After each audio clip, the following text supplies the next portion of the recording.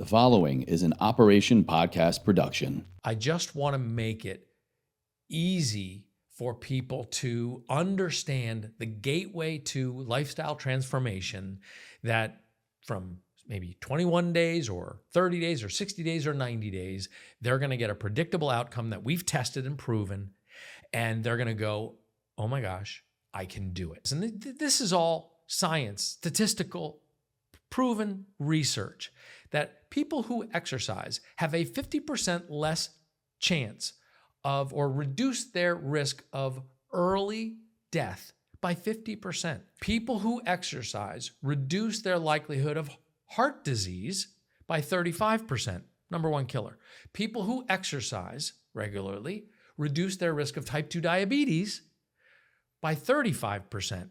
People who exercise can reverse or reduce their mild to moderate depression and anxiety better than with antidepressant medications. So my point is this: it's irrefutable that before the prescriptions, get a subscription to something. Hey, I'm Carl Daikeler, CEO and co-founder of BeachBody, formerly the BeachBody company, and I'm inviting you to listen to this podcast because this one's going to be a little bit different, because we're going to ask people to share this podcast, because what we're trying to do is help some people get started. That's what's different here today. This is an opportunity for us to help some people get healthy with the minimal 20 to 30 minutes of workouts a day. Let's see if we can help some people. I have a sort of a touchstone every year. So I go on this little vacation with the family that is in Canada. So I go on this vacation to Canada every year. And so for me, doing a shallow water start on one ski is like, if I can still do that, I still got my mojo, right? So it's sort of like 3 hops and you're up on the ski kind of thing. So when I can do that, like I literally will train all year with that in mind. Am I going to be able to do 3 hops up in shallow water right off the beach, right? And so I did it again this year, and I was like, I wasn't sure at 61 because last year was tough. So I trained with that in mind, and so that's the fun thing. But ultimately, it's again, the message is, and why I hope people will share this is, I don't think we as a society are taking enough responsibility for our friends and neighbors in helping motivate and influence them. So you might have it all dialed in for yourself, but I'm not talking about shaming people, but I'm just saying help people be accountable. Like I worked with a woman for the last 12 weeks. I was just looking for an accountability buddy because I like to stay in touch with some customers. So I recruited one person, and she was about to go through this program, a hormone health program called Belvital. And sure enough, this woman in 12 weeks lost 27 pounds. But it was the first time in her life, I think she's around 57 years old, first time she'd ever finished one of our programs. And she'd been a member for years. And even she had this Belvital thing for 3 months before she started it. But it was when she had an accountability buddy. All we do is text each other each day. My nutrition's on point. I did my workout. And she went on a little vacation. She got off the rails. I'm like, well, let's go. Dial it back in. And she lost the 5 pounds that she'd gained, real fast. So my point is, everybody listening to this, including you, can forward this to a couple people and say, hey, you want to start a program? I'm going to be a text buddy for you for 30 days, 60 days, or 90 days, and you will change somebody's life. I don't care if it's our program. The gym, I think they need to do more than walking. Walking gets a lot of hype, steps and all that, but it's not going to help your bone density. Like, you've got to add some weight. And then we did some really good today. That's what I'm hoping, is that people will be like, you know what? All the toxicity in the world can be, we can counteract a lot of the toxicity, negativity, fear, anxiety in the world if you step out of your comfort zone and you go, hey, I'm putting a little group together, and for 30 or 60 days, we're all just going to do 100 squats a day and try to mount together 50 push-ups or something like that. What could you do that would literally save somebody's life? Yeah. So that's my little That's my rail. I warned you that I'm coming in hot. Thank you so much. Let's take a pause right there, and everybody do exactly what Carl just said. You got a handful of people right now you can think of: a friend, a coworker, a colleague, a family member, somebody that can find value, motivation, accountability in what you just talked about. Plus, tell them to subscribe, follow the show. There you go. It means the world to us over here. What you're talking about, I think, is an incredible approach to life, but definitely longevity, health, fitness, wellness for yourself and for others. Another area that comes to mind that I think I always try to embody, and I think works well for most people until you get people on board with what you're doing, and that's just living by example.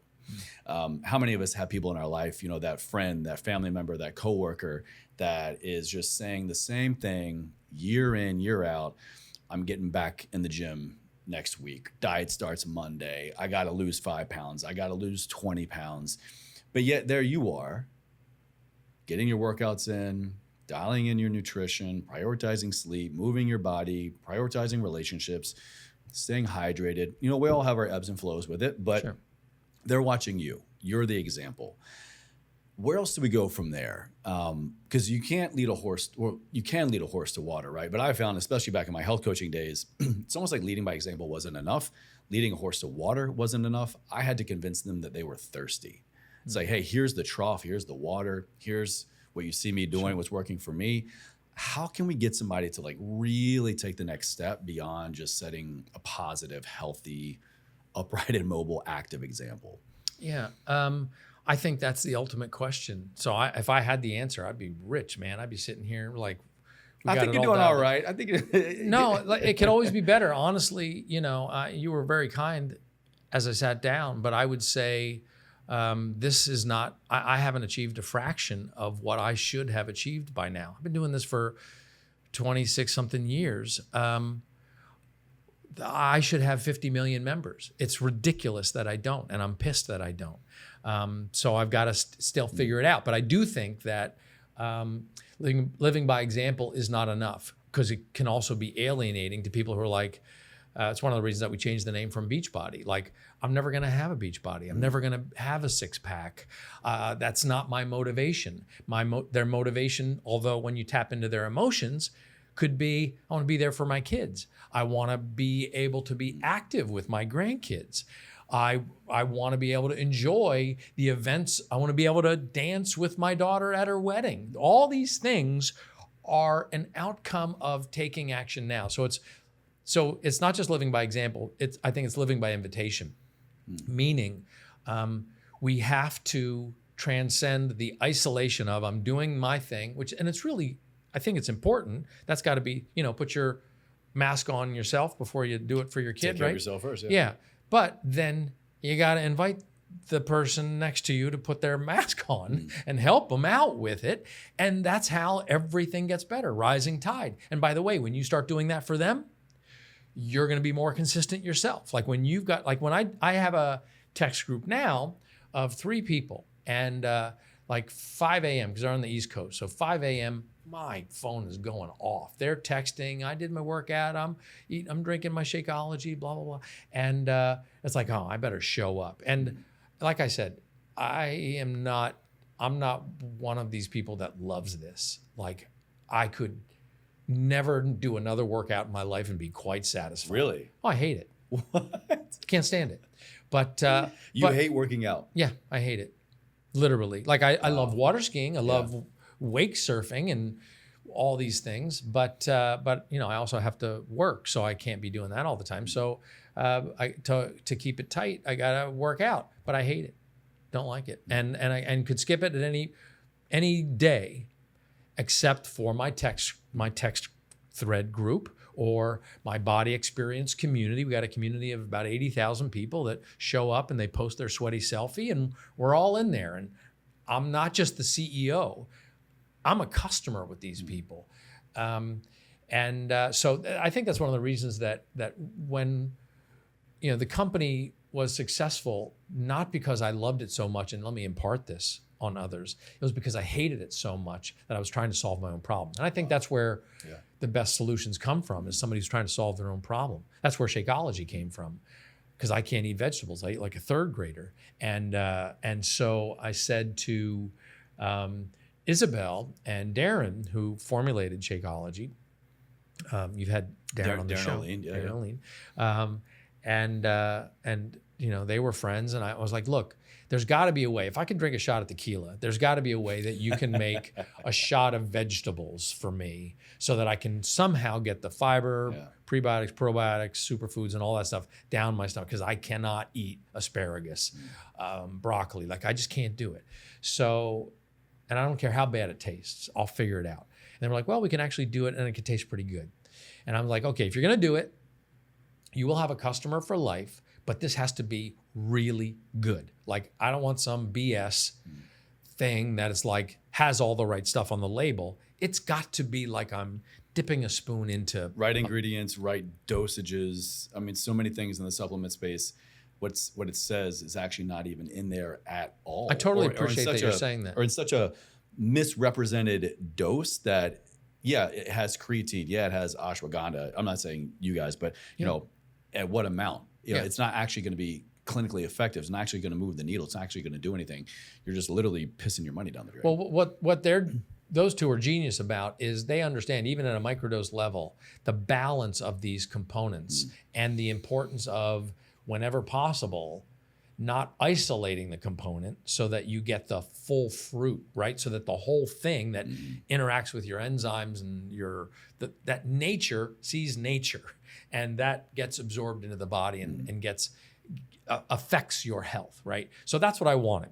And that costs money, because that means you gotta, so like any business, right? Your suppliers of ingredients, they're trying to make as much money as possible. So if they can give you a little bit of a crop that maybe is not quite as potent or dense, or they can add a little bit of something that's invisible to it that gets the volume there, but it's still got the components of it, they cut it, right? So you got to test it when it shows up. You test it there. You test it when it goes before it goes into the mixer. You test it when it comes out of the mixer to make sure that the potency makes it all the way through. And you're careful not to kill it at any stage of that, right?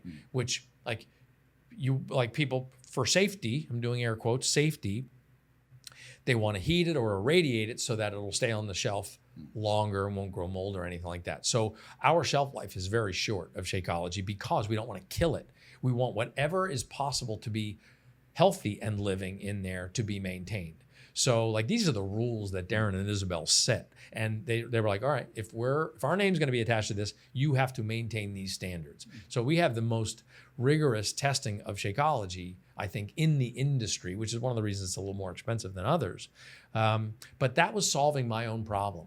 So I have had that shake every single day for breakfast for about 16 years. Wow. Literally every day. And, I add stuff to it. I put a little extra fiber in. I take a handful of baby spinach, jam it in there, because I can't eat vegetables otherwise.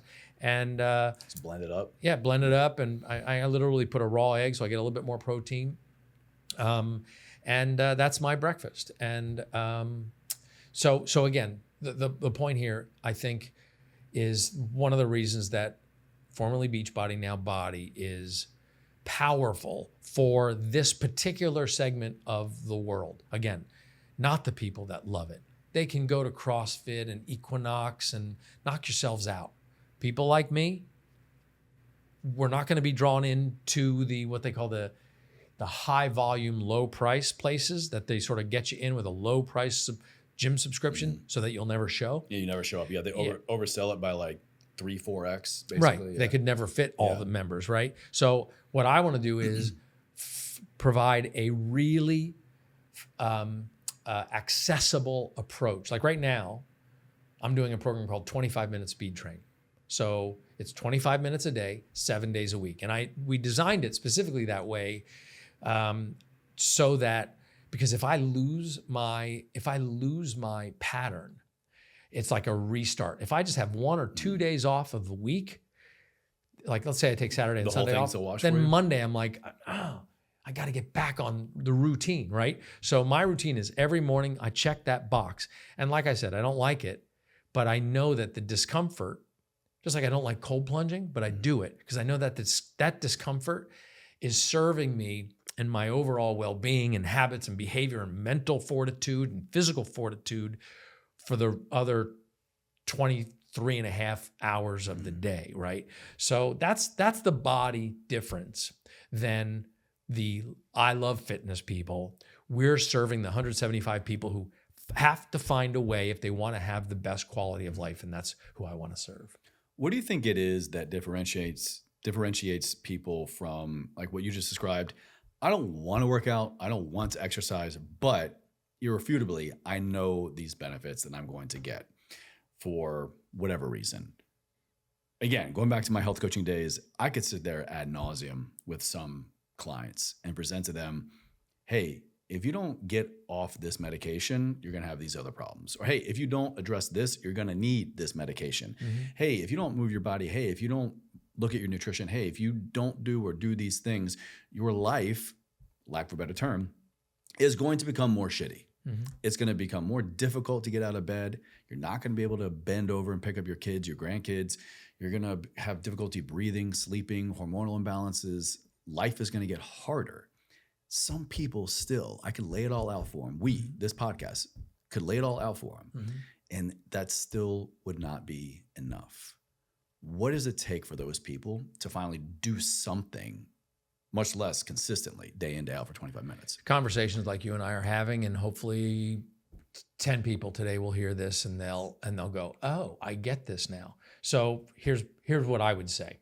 Let's use the metaphor of finances, right? So you want to save money, you want to be able to buy a house, you want to pay your bills, and so you're going to work for that, and you're going to control your spending so that you don't go into debt and you don't go bankrupt, right? So you're making your money, and can I buy a Maserati or not? If you overspend or you under earn, you are in poverty, right? So that's economic poverty. We're talking about physical poverty. And that's the way I look at it, okay? If I am abusing my body or underworking my body to the extent that I am in decay, I'm creating physical poverty for myself. And it's going to keep going down and down and down. I was talking to somebody the other day, and they were lighting up a cigarette, and I'm like, boy, with everything we know, you're still lighting up the cigarette. Who still smokes? I'm not going to out him, but it's not my job to be somebody's nanny, but he said, I just love it.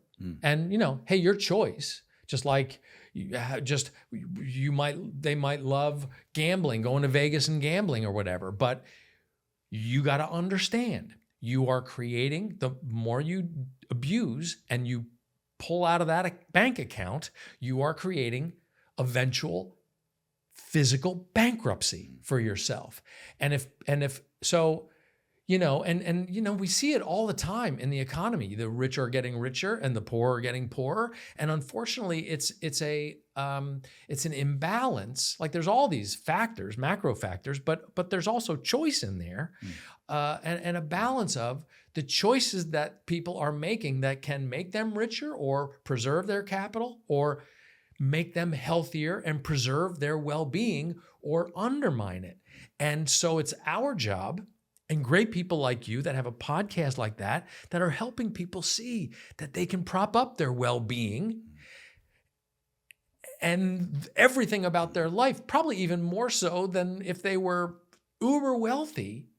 If they're strong and healthy and they've got that energy, everything's going to be better. Everything about life is going to be better. Then, like, once you're sick, I'm sure you've heard this, what do they say? A man who is healthy can have 1,000 desires. A man who is sick has one. Ooh, right? Yeah. And it's when you're sick that you're going to be like, damn it, why didn't I listen to that podcast? And just put in 20 to 30 minutes a day. 20 to 30 minutes a day. Like, you cannot sit at the desk and the computer or scroll or watch TV all day long and completely disregard the fact that your body is getting a signal from you that it doesn't matter what its physical well-being is like. You can just be a brain with a cane.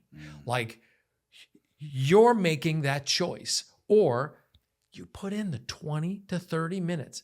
And by the way, it doesn't have to be blow your brains out 20 to 30 minutes. Like, there are days that I'm like, you know what, instead of 25s, I'm picking up 20s. And I'm talking dumbbells. Like, there's times where I'm going to press pause. That's okay. But I showed up. Like, I did a post today. We show up. I said, just show up with us. That's what I said. Just show up with us. Don't try to be perfect. Don't question it. Do I want to? Just show up with us. That's the point. And so you asked me, what do we need to do? You know, I'm talking in metaphors. There's another one. Ask a man. He's got a mountain of stones in front of him, and he needs to get through that mountain to get to the other side. And you ask him, how are you going to move that mountain? And he's like, I'm going to move it one spoon at a time, like one spoon at a time. Well, what happens if, let's say that mountain is the trend of obesity. So instead of one guy moving it one spoon at a time, we get 10 other people, or we get 100 other people, and everybody's a spoon. Yeah. And that's how you end the trend of obesity. Yeah. Everybody pulls together. Okay, one more. No, I love these. I love these little stories. There's the starfish story. There's a kid walks out on the beach, and you ever see starfish? You ever see a beach where the starfish all washed up? Just washed up, yeah. Right. Yeah. So there's hundreds of thousands of starfish lining this beach, and they're all going to die, right? And so this kid is there, and he starts picking them up and throwing them into the ocean. One by one, he's just throwing them in. And this guy walks by, and he's like, what are you doing, kid? He's like, I'm saving these starfish, throwing them back. And he's like, there's hundreds of thousands of starfish on this beach. You're not going to be able to get them all. It doesn't matter. And the kid picks up another one, throws it, and he goes, matters to that one. I can get this one. Yeah. And that's what we can do. You invite people, you help yourself, and eventually you make a dent, and all of a sudden there's a big patch with fewer starfish on it, and they're in the water, and they're feeling great, and they're rich in health. So this, what you do, what people who are listening do, is how we turn this thing around. And if I can play a role in that by creating programs that are accessible for people, try to keep it inexpensive, but expensive enough so that it's meaningful and not a throwaway, and also has a quality that they go, hey, I feel like I'm getting to know this trainer. We call them super trainers because they're that good. That then people are like, this is worth it to me. This is an investment in myself. That's my 20 to 30 minute investment a day. Then they start to tweak how they eat. Then they start to think maybe instead of the soda, they're going to have water. And things start to change, just click by click by click, spoonful by spoonful, starfish by starfish. And then all of a sudden you have a person, and then one day they're going to show up at a party, and people are going to be like, how'd you lose the 30 pounds, Chase? And he's going to be like, I don't know. I got this great starfish diet. Yeah, I just started. Workout. I just started the little things, and it became. And now all of a sudden, this person will be shocked, just like I have been shocked that people, like literally people in the company. I learned that they wouldn't invite me to birthday parties at the office because they wanted to have cake, and they thought I was the food Nazi that was going to wag my finger at them for having cake. I don't give a shit. Have your cake. I don't care. I have cake. Like, I don't love cake, but whatever, you do it. But it's like you become known as the health and fitness person, and people have no idea that it's actually a struggle for you too. I got so much feedback actually from my other employees and clients that found out about it at my last job, seeing training people every day. And whenever there was cake in the office, I was the first one there. Yeah. They're like, same thing. Like, oh, what are you doing? Or they would try to eat it and hide. But I was like, no, like, why do you think I, work out so much? Why do you think I try to be so active? Because I'm a human being, and I'm going to want a piece of birthday cake. Yeah. I do have to be honest though. Once the company got kind of big, like once we had 300 people working there, I did say, look, you can have a birthday party once a month, but it can't be every day there's a cake. I also, truth be told, I did get annoyed. Like the kind people in the office like would have a candy bowl on their desk. So people coming by could grab a little Snickers or something like that. And I was like, look, if you want to have a stash of candy, that's great. But there's a lot of people in here who are trying to manage their diabetes or trying to manage their eating disorder or trying to just stay off sugar or whatever it is. So why don't you put it in your drawer? Let's remove the sugar minefield. Yeah, exactly. Yeah. You know, I did the same thing. Like, imagine in the BODY offices, we had vending machines with sodas and all the artificial dyes and colors and all No the way. candies and chips. And I was like, why is that here? I'm like, well, people want it. I'm like, no. They can get it everywhere. How about this is the one place that they don't have to get it? Well, and so we built a Shakeology bar. And we said, we'll give everybody here a shake. They can have a shake every day if they were looking for something, snack on or whatever. We had these snack bars. So we put our own protein bars out. And let's do that for the people rather than pretend that these candy bars are actually food. Yeah. And so I do have to cop to that. No, I mean, it's such a great kind of bow on this concept of it's not about us a lot of times. And sometimes some of the best ways that we can help us is by helping others. Because imagine, your example of in the office, you're the person that puts a bucket of candy out because you're trying to be nice. You're trying to, be warming and inviting or whatever. But what you don't know, or maybe what you're not acknowledging, is that that's actually crippling someone else's needs and wants and goals with their health. Yeah. Now, just think about if someone else did that for something that you needed or like that you struggled with. Mm-hmm. I think candy is such a great example. But maybe you, I don't know, move your office down a flight of stairs or up a flight of stairs or down the hall. And this person's struggling with their step count. Now, in order to come see you, they got to walk all the way down the hall or go down a flight of stairs. So one of the best ways we can help ourselves is by helping other people. Yeah, I think so too. Like, hey, you know what? Here's a good idea. If you're the candy person in the office, put the candy in a drawer. And when people come by and they say they want a piece of candy, you pull out you got a specific little tablet and you say, okay, Chase, did you do your workout today? And if Chase gets a check mark, Chase gets a piece of candy. Or if he's got to get 7 check marks and he earns a piece of candy. Hey, Chris, hide all the candy on the other side of the studio, please. Seriously, Chris. Doesn't help when my brother actually owns a candy company, so it doesn't help. But hey, man, candy's more power to candy, but less reflex to candy. You know what I'm saying? Like, put it in its place, that it's a special thing, not a regular thing. Yeah, you have to work for and towards, not just, is always there or taken for granted. We would have what they call craft services at a fitness shoot with these red vine licorice things, like candy. I'm like, what is happening here?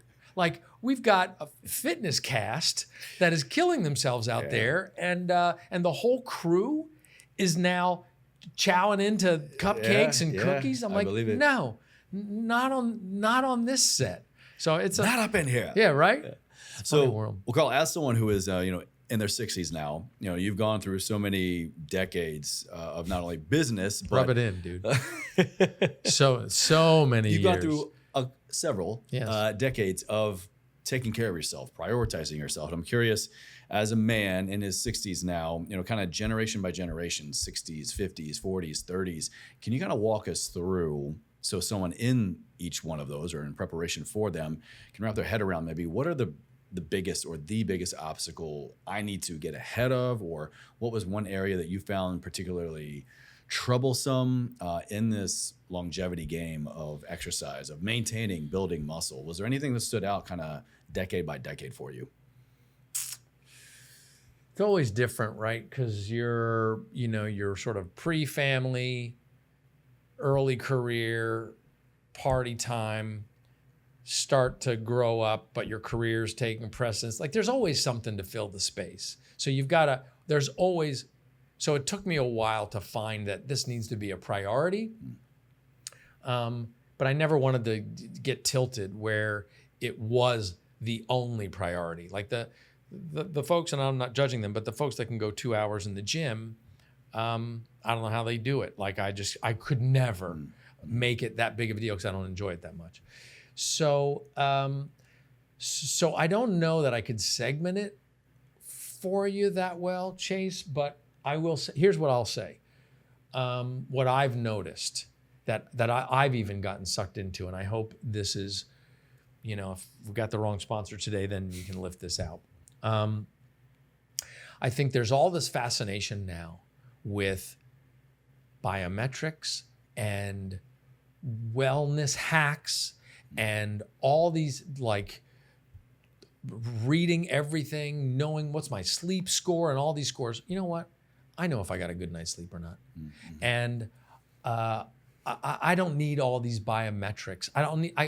It's easy for people to psych themselves out with the right tea and the right stack and the perfect workout segmentation, when ultimately they psych themselves out of doing everything because I don't have the right watch. I don't have the right measuring thing. I don't have the recovery program that tells me what it needs.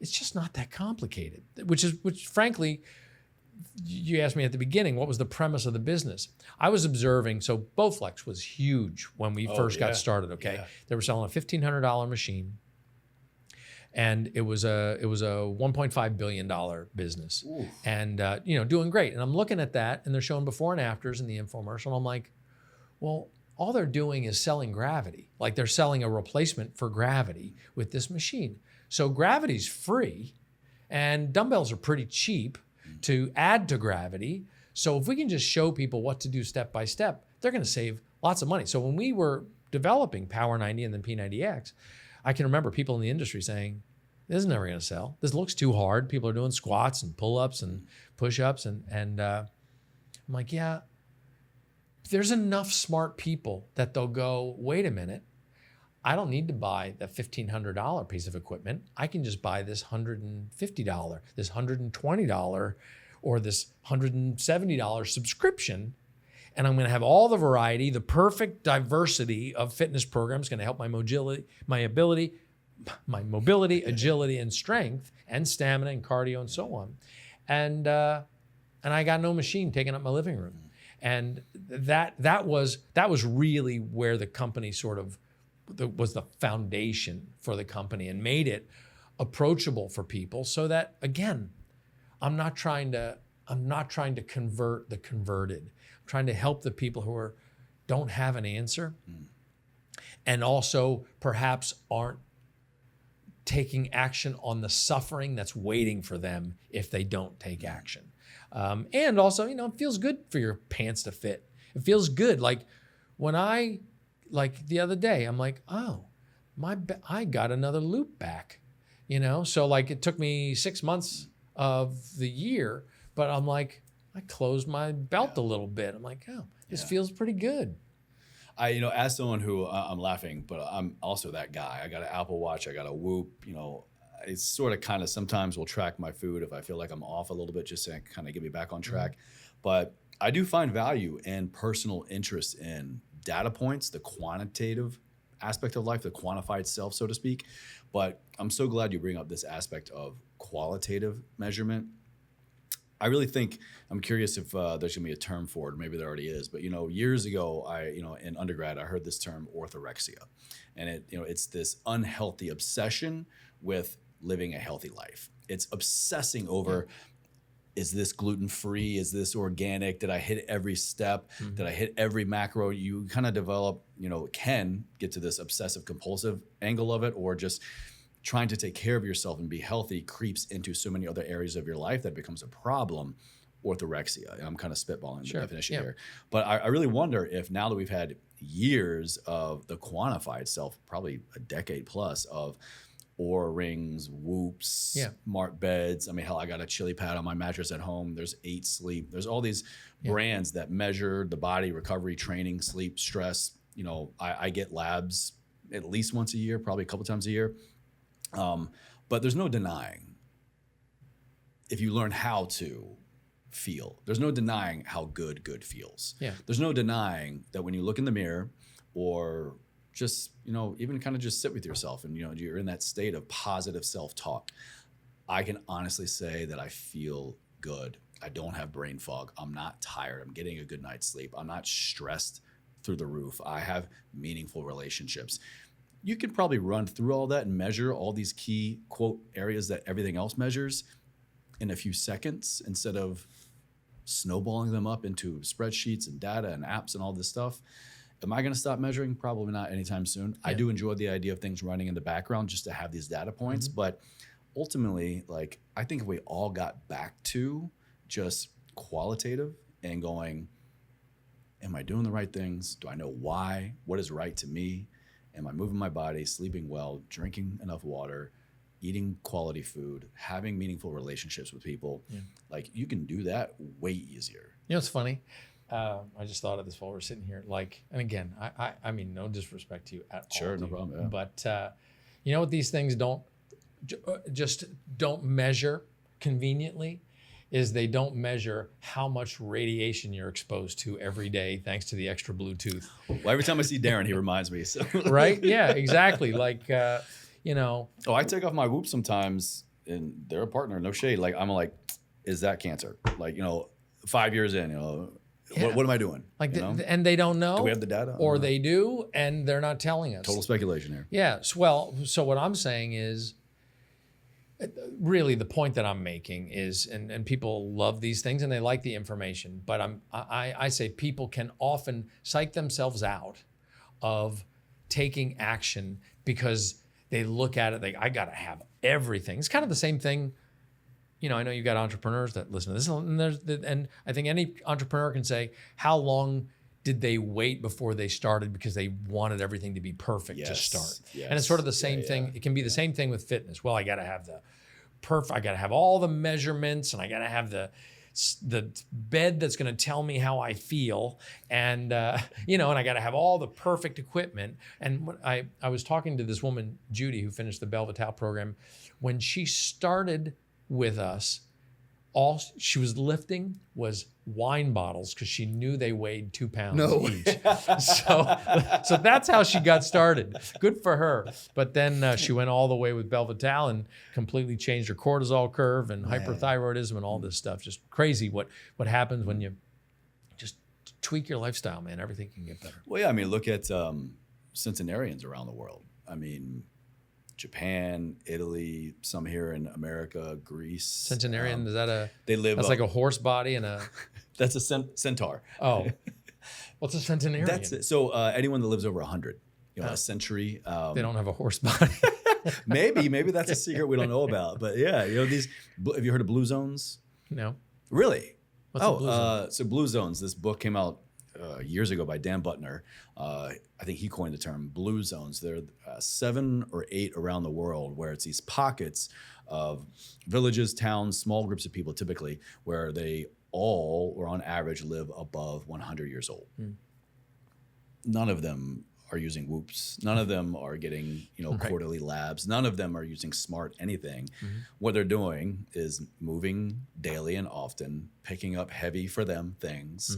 Oddly enough, pretty much all but the Church of Jesus Christ of Latter-day Saint group drink alcohol sparingly, but it's typically drunk with others. So they have a strong aspect of community. And they're probably managing stress incredibly well. Is what I would guess. Yeah, and they typically, eat the foods that they grow or are very local to that area. But all that to just say, people that are objectively living the longest, healthiest, happiest lives are not doing all of the things. It really just it's the simple things daily for every day of your life. Yeah. Well, I don't have it all figured out, that's for sure. But I do have enough experience in this particular area to know that starting off with a 21-day fix program, half hour a day, and seeing that you actually literally can lose 10 to 15 pounds in 21 days in a healthy way, managing portion control, will blow your mind. And that then you pulled the pin, and now that thing's just going to go off the rest of your life. Well, now is the portion in my notes where I skip over the entire section about asking you what markers of health do you personally track or care most about. But, is there anything that you would say you uniquely do or check in with that we haven't covered that you attribute a fair portion to, or maybe the biggest portion to, your longevity in the space of, being 61 and water skiing and working out every day and just, you guys got to check out the video. He's in phenomenal shape. So, is, something personal to Carl here. Yeah. Have you found your secret sauce for longevity in the health and fitness space? I would say I'm really lucky that I run this company, because I don't think I would be in this kind of condition if I didn't. I would be lazier about it because I'm forced to see it every day, right? So I'm constantly working it in my head. So I would say start your own fitness company. It's I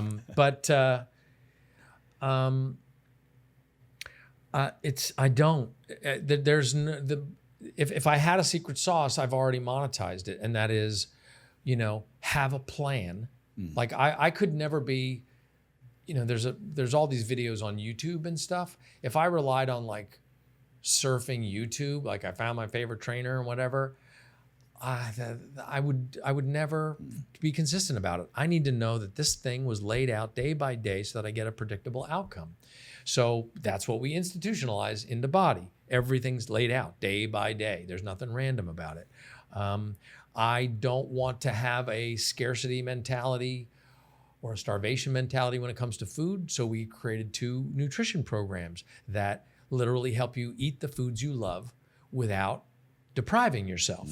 And now there are variations of that, like, removing excess added sugar and all that kind of stuff can start to really accelerate and improve a lot of things about your life. But ultimately, dial in portions and manage food types, processed foods, you're going to see some remarkable results quickly. So, and that's the way I run. I'm not, and so let's say if that water skiing video is impressive, I will say to your audience, what's impressive is the fact that I'm literally working out 20 to 30 minutes a day and pretty much eating whatever I want with the foundation of Shakeology in the morning. I try to get another helping of vegetables in with lunch that I mix in with chicken and a grain and some like pico de gallo or something like every day, or a salad. So try to do that. And then I will eat whatever I want. Last night I had a calzone, and but I managed the portion. I had half of it, right? So, and at 61, I can wake surf, I can water ski, because I just hit the basics, right? So that's what I want to say, so that nobody has to be waiting for it. Let me find the secret hack. The secret hack is just do the thing. And I'm okay, that's how I'll sort of wrap my secret hack is don't quit. That's the one strength that I have built over the course of 61 years that I didn't know I started with the seed of it, but it has grown into an oak with a company that has been very difficult to run because we're dealing with a riddle that is so far unsolvable, and that is, how can you get people to want to self-preserve through their own effort? And that's just difficult. But I can't quit. And it's the same thing with this fitness. It's the same thing with my body. I just refuse to quit and just let it go. So that's my secret. Kind of leaning more into like the business aspect side of your life. Running the same business, but much less running the same business that is in the business of health, taking care of people, getting them optimized, lose weight, active. Over the years, I mean, you talked about in the beginning, but so many brands and companies and apparatuses and devices and gimmicks have come and gone. Why do you think what you and BeachBody, now Body, have done and are doing and will do continue to stand the test of time? More importantly, how do you make sure what you're putting out actually moves the needle for people's health and isn't falling victim to fluff and fillers and inappropriate dosages? Well, bullshit. That has taken real discipline. Like I can remember when, remember Ephedra? Oh, yeah. Yeah.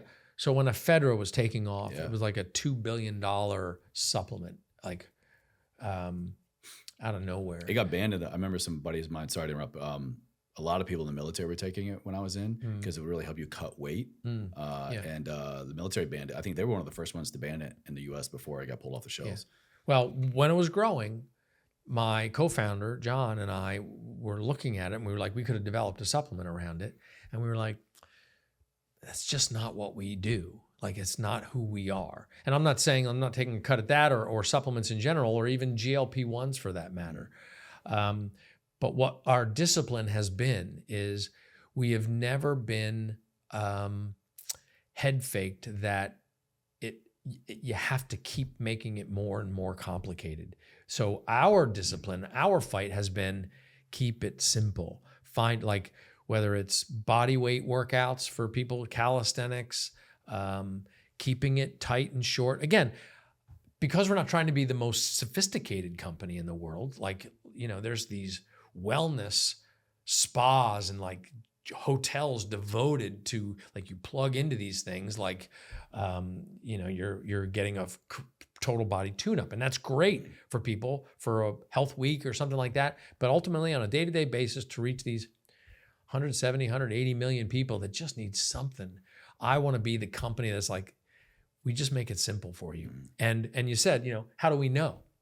We test it before we put it out. Like, we did a test group with this 25-minute speed train program for 8 weeks. It's an 8-week program, 7 days a week. And we put 40 people through the test group. And if it didn't deliver the results that we thought it would with the targeted volume training, we call it, which is time under tension in different formats to sort of keep the body guessing over the course of 8 weeks. If we didn't see the results, we would kill the project. I've killed maybe 3 projects over the course of running the business because it's like, oh, that's not working, or people can't follow it. Like, there's a real art to articulating fitness through the TV so that people will get it at home, right? So also, just highlight real quick what you just mentioned is one of the 2 most tried and true proven approaches to exercise physiology, time under tension and progressive overload. You have one. If you have both of those things, you are going to get results. You're going to see results. You're going to feel results. You don't need any extra fluff. Right. That's it. That's what the human body needs. And that's 25-minute speed train. That's job 1. That's 21-day fix, 80-day obsession, morning meltdown 100, P90X, lift 4, lift more, chop wood, carry water, 6 weeks of the work. Like, this is the catalog. Variations on the theme, insanity, dig deeper. Like, but you guys aren't reinventing the wheel. I mean, it's more or less here, same principles, but just you're needing to repackage it for like the business side of things. Keep it interesting. Okay. So that, people go from program to program. Like, hey, I don't know that people would necessarily want to do insanity for the rest of their lives. Like, that's going to be tough. But to take on that challenge for 60 days is wildly rewarding. Like, you finish that, it's kind of like, training for a high rocks event or a Tough Mudder or one of these things, right? Like, I'm just going to do this flight of fitness and see if I can finish it. And then you're at some new level, your own personal best, and you can go do things, water ski, snow ski, whatever it is. And then you go back to a more tenable 25 minutes a day type of deal. Do you have a sane follow-up workout plan for insanity so we can titrate down appropriately? For sure. Like literally, people, you downshift into real life. So, like, a lot of people will see it. It's interesting, the seasons of fitness. Obviously, January 1 is a famous one, but you know what? I think the new January 1 is the day after the Super Bowl. Like, people might not fully commit during football season because they know they're going to go off the rails on the weekend. But then the day after football season, it's like, okay, time to. I got to burn this beer and wings off. And that's another day one. And the next one is like, as you're going into April, and that either spring break vacations or thinking ahead to whatever, wedding, summer vacation, and that kind of thing. And so these seasons are when people will dial it up to one of these, like P90X program, insanity, 80-day obsession. But then they might go, like, for me last year, did a program, Body Lava. It was 20 minutes a day of just primal flow and sort of a simple approach to yoga. It's 20 minutes a day. More like mobility, exactly. agility driven. It's like, I needed that at 60 years old. I was like, I need to open everything up, and it got rid of joint pain and stuff like that. The year before, my project was what we call Chop Wood, Carry Water by Amwala Caesar. He did this incredible program. Again, primal moves, lifting, progressive overload, plus cardio. And like, I got incredible results. And then I went to that was about 45 minutes-ish a day. So then I dial it back to 20 minutes a day. So that's what the catalog does. Gives you this these options based on sort of where you're at physiologically, how you're feeling, and that's what the community is so great for. Because we got this 80,000 people in this community. We call it the Body Experience community, and like they'll be going through the program, and they'll be like, I've got a little tweak in my shoulder or something, and then people are like, oh, why don't you add a little body lava in there, or the next program you should do is chop wood, carry water, or 645 or whatever. Make your own blend here. Yeah, exactly. Yeah. And they'll put hybrid calendars together, and the community makes it work. Right. That's what's people helping people. That's really worked. What do you see right now as the biggest red flag, the biggest calling BS in the health and fitness space? Someone who sells programs, workouts, and nutrition to millions of people. You got to be looking at everyone else from time to time and going that kind of works, or that's just total BS. Or where do you feel like, maybe a better question here is, where do you feel like, besides the metrics and measuring things, where do you feel like people are putting too much of their eggs in that basket that is not really going to get them the results they want? Well, I think people can get so infatuated with one modality that they'll be out of balance. So, bikes, people fall in love with the Peloton or we sold a connected bike, and they'll fall in love with that biking so much that they'll miss the weight training, the importance of weight training, or you need to do movements off axis in order to maintain the ability to catch yourself and keep that mobility. So you can't, people will fall in love with their pattern and their regularity, and they'll lose the weight, so they never want to get off the bike. And that'll be a shame. And I don't think it's not go from the bike to the treadmill. It's just the same problem. So you're gonna need to lift some weight, and it's the same thing. People who are just totally into, like you see people, I just want to build my upper body. They never work their legs. They're just standing on sticks, and so that balance is important. And but otherwise, I can't say that I have, I do think that the fitness business has come a long way, including, BeachBody evolved.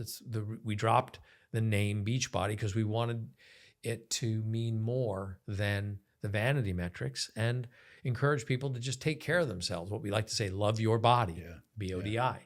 And but I think that the fitness business overall has evolved to wellness from purely a vanity play. So I'm not wagging my finger at anybody. All right.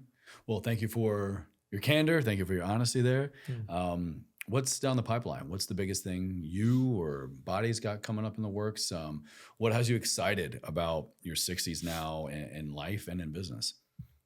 Well, I'll be more near term because I don't know what's that far out in the future. But I would say I'm super excited. This Belvital program I mentioned. This hormone program? Yeah, women's hormone health. That program, the way we launched it, we didn't put it into the library. So it was not available in the subscription. You had to buy it separately. And we're just not reaching enough people with the program. So we're going to put it into the subscription now. So I'm really excited because I've seen such outrageous results for women who suffer from hot flashes and night sweats and brain fog and aching joints. And again, Judy, who I worked with, she had acid reflux. She took a antacid every night for I think 11 years. Oh man. And on her third day doing the Belvital program, she was like, I don't feel like I need it. And she hasn't taken one since. It's been 14 weeks. Nutritionally focused? It's a combination, nutrition, fitness, and stress reduction, breathing. It's got a couple of supplements that help with hormone balancing, glucose tolerance, cortisol curve, and blood sugar balance. Okay, so it's just really well put together. Autumn Calabrese put this thing together, and it's it's like a perfect program. It's no cakewalk. It's like the P90X of hormone health. It's got this approach to Pilates that I think people are going to love. They don't need a big reformer or Cadillac. It works these bands that are attached to a door or a wall. So I'm excited for that to be in the library come September. And then we've got a program, I don't know if I'm allowed to say it yet, but we got a program coming from Shaun T that will probably be promoted over like Black Friday, Cyber Monday. So I'm excited for people to look at that. It's the Insanity Guy for those that don't know. And probably the big news is we found a trainer who is so good, and I have a concept for what I call P90X Generation Next. And so for the first time in, I don't know, I guess it's been about 11 years since we had a version of, since we did P90X3. So new look, new feel, and we're launching a new P90X with a trainer that is out of the East Coast who's just dynamite and is gonna, I think, introduce the idea of 90 days of extreme training with a new modality to a new audience at the same time that we put P90X branded supplements into retail. Oh, smart. So I'm super excited. That'll be like the first quarter, early spring of 2026. Well, take us home, Carl. The whole point of this show is to bring people on that, in my opinion, embody the philosophy of how do we learn to move forward in life? How do we learn from people around us? How do we learn from ourselves, our accomplishments, our failures? How do we bring attention and awareness to these key areas of our life that move the needle in one area or all? Physical, mental, emotional, spiritual. Ever forward, those two words. What do they mean to you? How do you live a life ever forward? I think that you got to be careful with those words, but I think it's a great title. But there's got to be a combination of appreciating where you are, which makes where you are valuable, and constantly seeking what can add more abundance, more value, sustain your value in the world. And that if you are static, atrophy will happen. So ever forward is always moving, is always progressing, always learning, having the courage to risk failure and know that it's all going to work out. Even if you fail, it's going to work out. And life is to be lived. So ever forward means embrace life, be vital, and take the steps to enhance that vitality with these little choices that you can make every day that are going to make a big difference. I love that interpretation. There's never a right or a wrong answer. I appreciate all of my guests' interpretations, so thank you for that. Yeah, my pleasure. Well, your information, body, everything Carl's up to is going to be down in the video description box on YouTube, show notes on the audio podcast. But this was fantastic. If you could send my audience anywhere right now to connect with you, what you're up to, where is that, what are you doing, what's going on most right now? I think body.com, BODI.com is the all-inclusive place. I'm on Instagram, Carl Daikeler, if you can figure out how to spell it.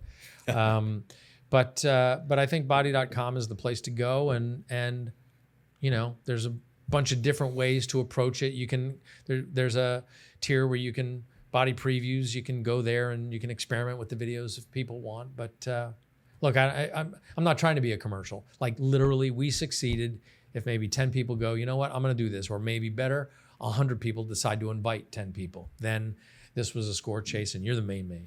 Thank you, and hopefully at least 10 of you today joined, subscribe, follow the show. Awesome. It's the biggest ask I could ask of you listening and watching. It does wonders to support the show. Just tapping that button, follow, subscribe. But beyond that, you know, send it out to at least one other person. 10 people would be phenomenal. The whole point of this is to not just, you know, keep it to ourselves. Yeah. Like I said earlier, one of the best ways I have found to help me is by helping others, because then they in turn help me in ways that I didn't know I needed help. Yeah. Invite somebody, save a life. Yeah. All right. Ever forward, fam. Thank you so much. Thanks, dude.